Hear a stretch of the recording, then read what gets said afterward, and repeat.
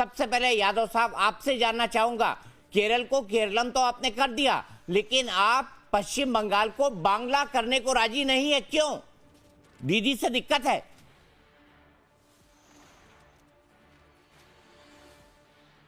Unmute कर दीजिए अपने आप को।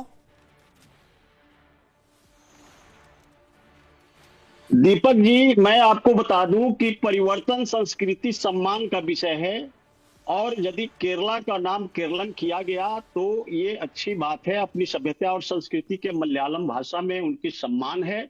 और यदि वहां की सरकारें यदि पारित करके अपना देता है तो हमारी भारत सरकार इस पर विचार करके उसका नाम चेंज कर सकता है, क्योंकि यह संवैधानिक प्रक्रिया है।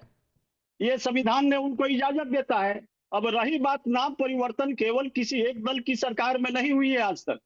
कांग्रेस के रीजन में अलग अलग समय में विभिन्न सरकारों में भी जो है ना, कांग्रेस की सरकारें जो है ना, बहुत से, जैसे मुंबई नाम था, बम्बे नाम था तो उसका मुंबई नाम रख दिया गया, उड़ीसा नाम था तो उड़ीसा रख दिया गया, आपको कोलकाता नाम था तो कोलकाता नाम रख दिया गया, आपका जो है ना उत्तरांचल नाम था तो उत्तराखंड रख दिया गया।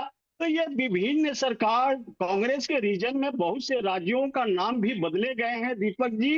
ये नाम सभ्यता और संस्कृति के ऊपर होता है। अब मान लिया कि हमारा दिल्ली से भी प्रस्ताव सुन रहे हैं कि आने वाले हैं, तो भाई इंद्रप्रस्थ यदि नाम रखा जाएगा तो ये तो दिल्ली से एकदम अच्छी बात है कि हमारे महाभारत जो है ना, प्रभु श्री कृष्ण के रीजन में ये सारी चीजें हमारी विरासत से जुड़ी हुई हैं।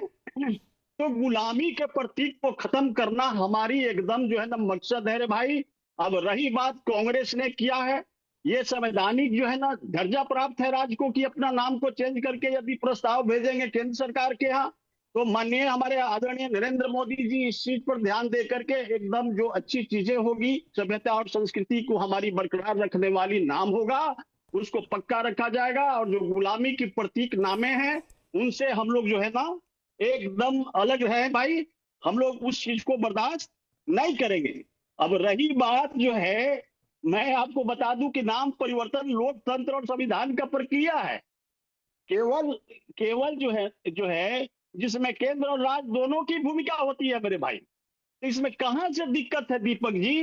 अब आइए कि हम लोग जो है, हमारी प्राथमिकता विकास और सुशासन और राष्ट्रीय एकता की रही है, तो हम लोग इससे समझौता नहीं कर सकते।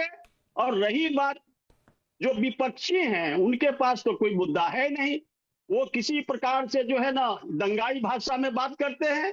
तो वैसे लोगों को देश की सम्मानित जनता एकदम देख लीजिए मटिया मेट करके एकदम जो है ना उनको शट डाउन कर दिया, जिसके कारण है कि ये लोग बौखलाहट में इस तरह की अनाप शनाप बातें करते।